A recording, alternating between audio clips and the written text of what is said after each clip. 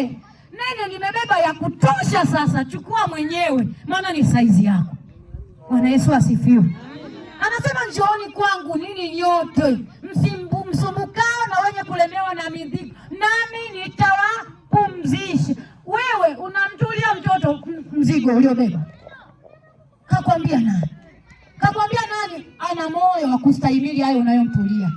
Kakwambia nani? Haya, cha kushukuru Mungu, watoto hawanaga kubeba mambo kwa muda mrefu. Ina maana unaweza ukamwambia sasa hivi, mwanangu, kwa mama fulani usiende. Dakika 5 akienda, ukigeuka nyuma ameshaenda kwa mama fulani. Huo mzigo sijui kama ulidhani umeutua. Yaani hajakubaliana na ulichomfundisha. Bwana Yesu asifiwe.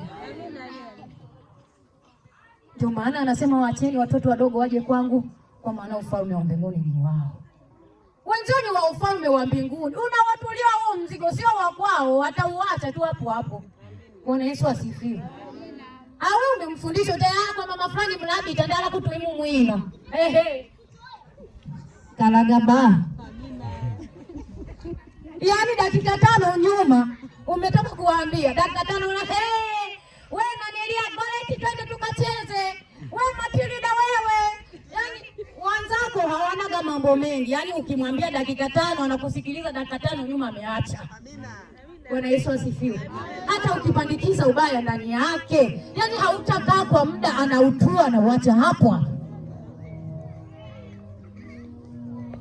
Wewe ulifikiri salama yako ni kwa huyo mtoto? Salama yako ni kwa Yesu tu. Salama yako ni kwa Yesu tu. Salama yako ni Calvary, msalabani pa Golgotha. Salama yako ni pale alipogongolemelea Yesu msalabani pale, ambapo walimtemea mate, wakamdhihaki, wakasema kama ndiwe mwana wa Mungu jiokoe. Ndio alijiokoa. Mimi leo nasema ndio alijiokoa, kwa sababu baada ya siku ya kaburi halikuwa na nguvu juu yake. Huo mzigo waliompisha mwanadamu ulikuwa hauna nguvu juu yake. Huko kuzimu ambako walinyang'anya funguo zetu za mamlaka, akatumbukia huko.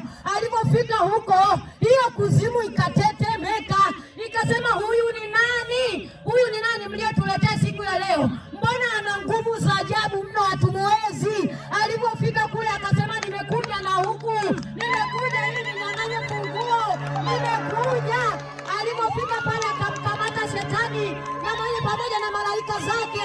Alipomkamata shetani akanyang'anya ule ufunguo wa mauti, akachukua na funguo ile akamfunga shetani kwa minyororo, na malaika zake akawafunga kwa minyororo, akafunga, akatoka na utukufu mwingine.